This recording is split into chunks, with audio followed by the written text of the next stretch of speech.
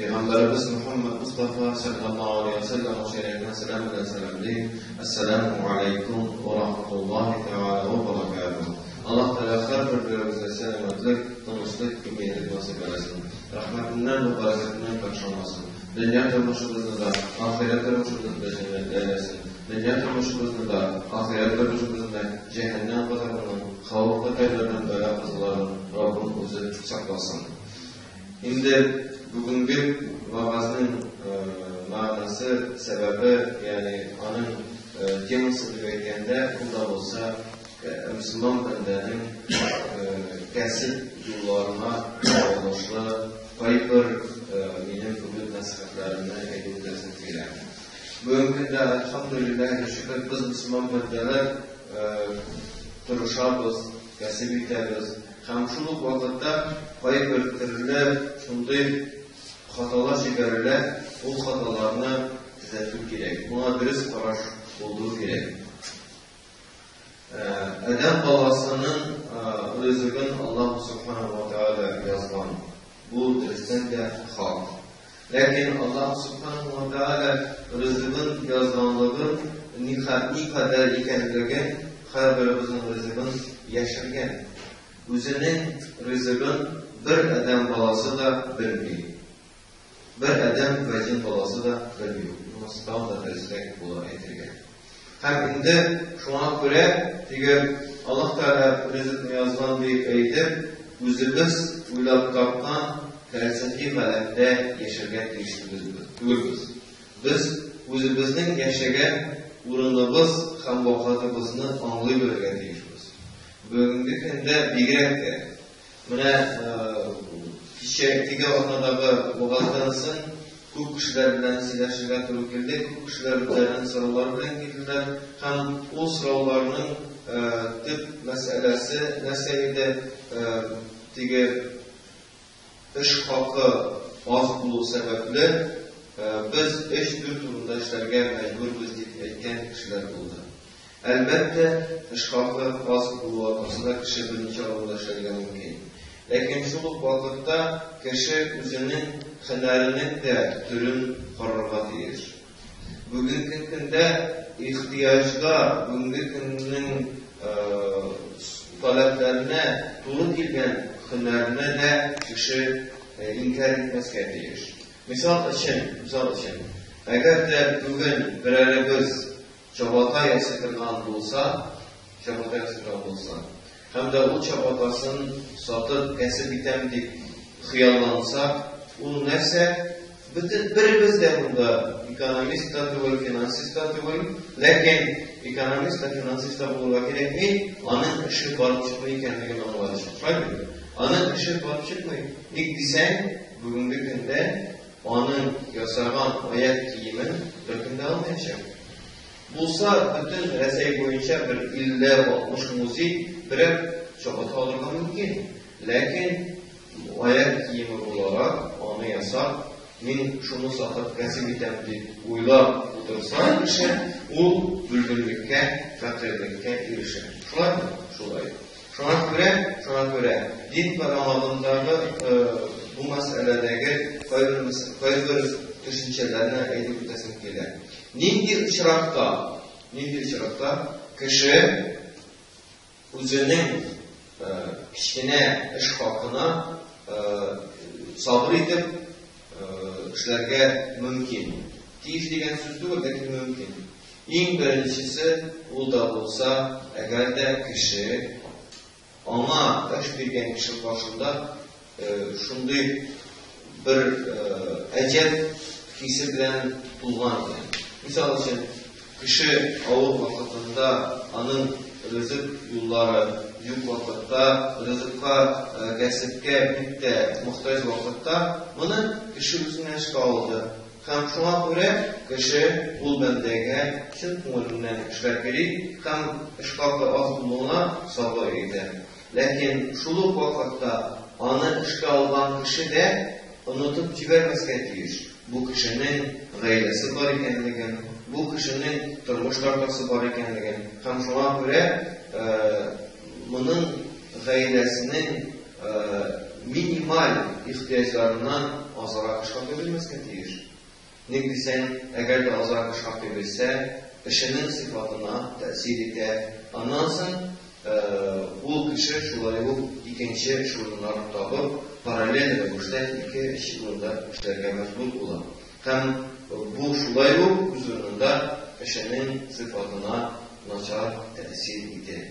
Һәм инде икенче очракта ул да булса, нәрсә? Ул да булса кеше берәр идея белән сугарылган була. Мисал өчен, нинди булса да эшне эшли, ул эшкә безнең икътисадыбызда ихтыяҗ юк, ләкин ул эшне эшли ул кеше, тырышлык итә. Шул ук вакытта ул аңларга тиеш. Нинди, ягъни бу эшне алып барырга кемнең хакы бар? Башка урыннан ризыгы мул булу сәбәпле моны шушы идеяга таянып эшләргә мөмкинчелеге булган кешегә атларга. Әгәр дә синең ризыгың бик киң түгел икән, хакың юк, ниндидер уйлап тапкан идеяга таянып, мин ул эшне эшлим, мин ул эшне булдырам дип әйтеп, үзеңнең гаиләңне бергәлеккә төшерергә хакың юк. Син ризыгыңны, кәсебең турында уйланырга тиешсең. Һәм гаиләңне ниндидер идеяны алга сөрәм дигән булып, ниндидер идеяны алга сөрәм дигән булып, диндә, икътисадта берничек тә язылмаган идеяны, диндә язылган идеяны Аллаһ Субханаһу ва Тәгалә үзе уйлады әйтә. Кеше әлбәттә ризыгы бик киң булмаса да, аның бәрәкәтен, рәхәтен күрә ала. Ләкин диндә язылмаган идеялар белән кайбер кешеләр сугарып бирә икән. Мин шуны да бик соң арада алам, дип әйтеп була. Кеше үзе уйлап тапкан идея белән сугарылып бирергә нинди вакытта мөмкин, әгәр дә аның гаиләсе моннан бөлгенлеккә төшмәсә. Әгәр дә аның гаиләсе булай йөрүдән бөлгенлеккә төшмәсә. Әгәр дә аның гаиләсе аның идеялар белән йөрүендә үзе уйлап тапкан, диндә дә, икътисад ягыннан да бернинди таләпләргә туры килмәгән, уйлап тапкан идеяларына таянып йөрүе гаиләне бөлгенлеккә төшерә икән, ул вакытта ул гөнаһкар була. Кеше үзенең кәсеп иткән вакытта әйләнә-тирә мөхитне аңлап, үзенең нинди хезмәтен куеп, нинди хезмәт бу җәмгыятьтә хәләл хезмәт, бу җәмгыятьтә югары бәяләнә, әгәр дә ул хезмәтне ул эшли ала икән, шуны эшләргә тиеш. Ул хезмәтне эшли ала икән, ул аны эшләргә тиеш. Ул аны эшли алмый икән, булдыра алганын эшләргә тиеш. Ниндине булдыра ала, шуны эшләргә тиеш. Һәм монда бернинди гөнаһысы булмый ул бәндәгә. Аннан соң шулай ук әйтеп үтәсем килә, мәсәлән, кеше теге бик мөһим инде. Мәсәлән, үзенең уйлап тапкан фантазияңда булган дөньяга китүдән сак булырга кирәк. Күп кеше шуның белән яши. Эчендә уйлап тапкан бер аның галәменә шуңа да әйләнә-тирәдәге вазгыятьне, булган хәлләрне аңламыйча яши. Һәм яшәгән чорының хәлен белмичә яши.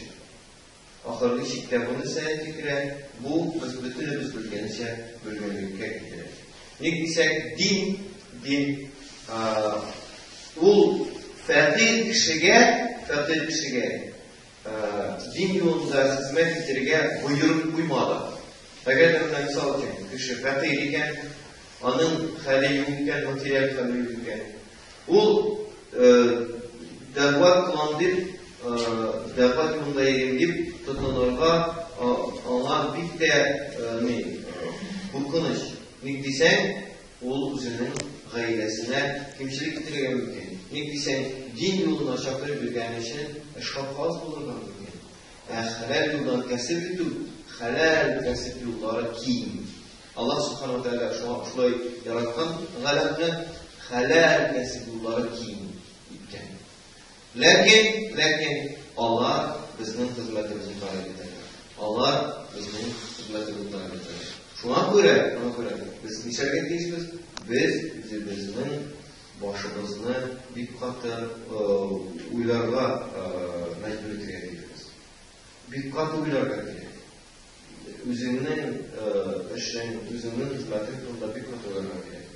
Eğer de tabıldı iken adam balasına fırsat, neydi de bu fırsat, halal yoldan bir urundan, ikinci urunga, iş urundan kişiye olanda elbette halal olan iş urundan kişiye değişken bu işini aldanma değil. Lakin şuluk vakitte bir urundan ikinci urunga kişiye yeri men yaxshi ishlayman deb bir narsa ishlashni niyatiga tegishli bo'lsa, u xizmat ko'rsatadi. Biz neydiğine orada olsak da biz o'zimiz xizmat ko'rsatamiz. Ham Peygamber aylanib o'tasi keladi. Ideyalarga tayanib, o'zini o'ylab topgan ideyalarni ishga oshiramiz deb turishib, o'zimizning g'oyalaimizni, o'zimizning turmushimizni birlikka tushirishga Alloh subhanahu va taolo bizga buyurmadi. Biz buni anglab olamiz.